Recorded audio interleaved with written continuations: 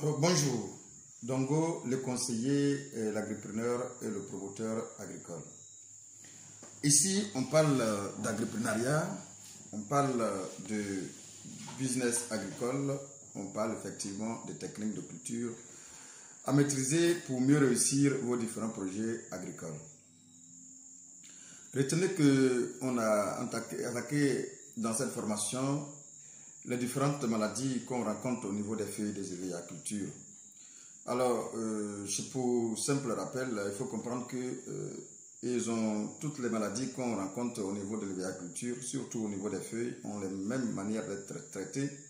Ils ont les mêmes modes de contamination, pratiquement les mêmes modes de contamination et les mêmes modes de propagation, effectivement, les mêmes dégâts qu'on peut rencontrer, effectivement, et aussi les mêmes méthodes de lutte chimique, comme les mêmes méthodes de lutte chimique. Alors, on ne va pas revenir encore chaque fois sur les mêmes choses qu'on a déjà dit plus haut dans la formation. Voilà, on va simplement faire sortir les différentes choses qui ne sont pas peut-être au niveau de chaque parasite, au niveau de chaque agent pathogène, tout simplement. Et c'est ce qui est nouveau, on va rappeler. Retenez que tout ce qui va venir par la suite, tout ce qui va suivre, c'est les mêmes choses qu'on a déjà répétées, on a déjà essayé de dire de l'autre côté. Voilà, donc du coup, on ne va pas revenir dessus. Alors, on va continuer avec le mildiou de l'héliaculture. Voilà, l'agent pathogène du mildiou, c'est l'oïdium éveillé, tout simplement.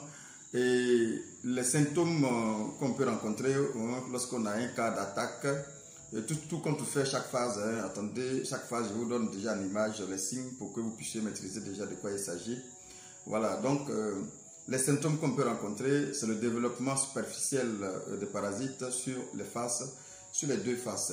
Voilà, il y a un développement superficiel des parasites sur les deux faces de la feuille. Les feuilles se recroquevillent effectivement lorsqu'on a une attaque de mildiou. On a les feuilles qui se recroquevillent et bien évidemment, les feuilles aussi sont recouvertes d'une fine couche de mycélium. Voilà, une fine couche de mycélium. Vous verrez tout cela en image de toutes les façons. Il y a aussi une tache blanchâtre, effectivement, et aussi translucide qu'on peut rencontrer, effectivement.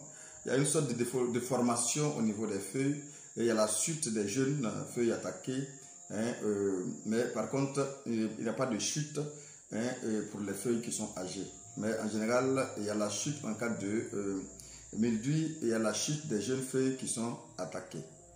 Voici ce qui est un peu nouveau qu'on peut dire sur le mildiou. Sinon tout le reste c'est pratiquement les mêmes choses qu'on va répéter. On va pas se perdre de temps en répétant les mêmes choses à chaque fois. Voilà, mais retenez tout simplement qu'ils ont les mêmes modes de contamination, de propagation, de dégâts qui vont se manifester, les mêmes sports qui font le même travail. Voilà, tout simplement les mêmes méthodes de lutte, les mêmes produits qu'on utilise. Donc on ne va pas revenir encore sur les mêmes choses tout simplement.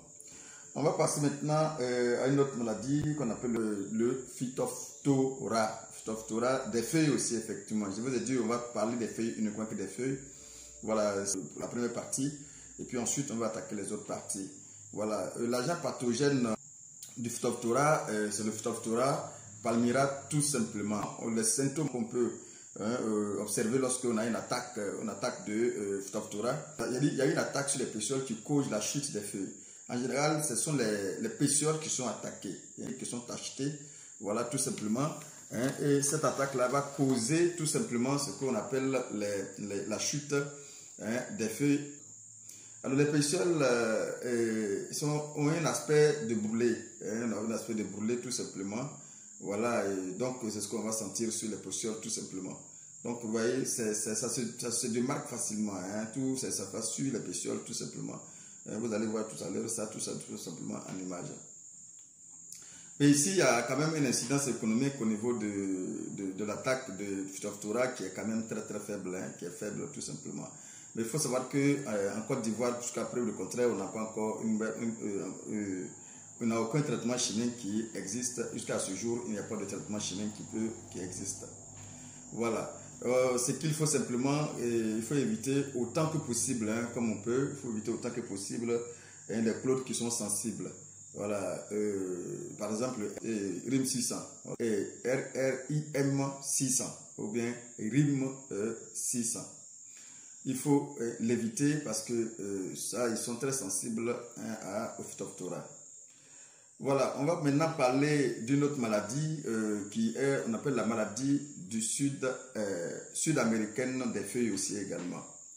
Ouais, maladie sud-américaine des feuilles. Alors, l'agent pathogène ici, c'est le Cyclus ilei. L'attaque se fait au premier stade. Voilà, l'attaque se fait au premier stade des feuilles de moins de 15 jours. Il y a une formation de lésions tout simplement, couverte de masse de spores et de spores tout simplement.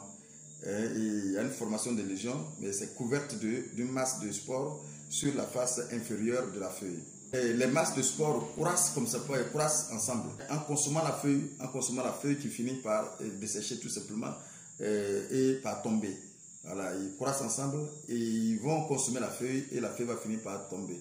Et les feuilles aussi, il faut savoir que les feuilles âgées sont peu sensibles effectivement à cette maladie. Ça, c'est l'avantage ici. Et les feuilles âgées sont peu sensibles à cette attaque-là.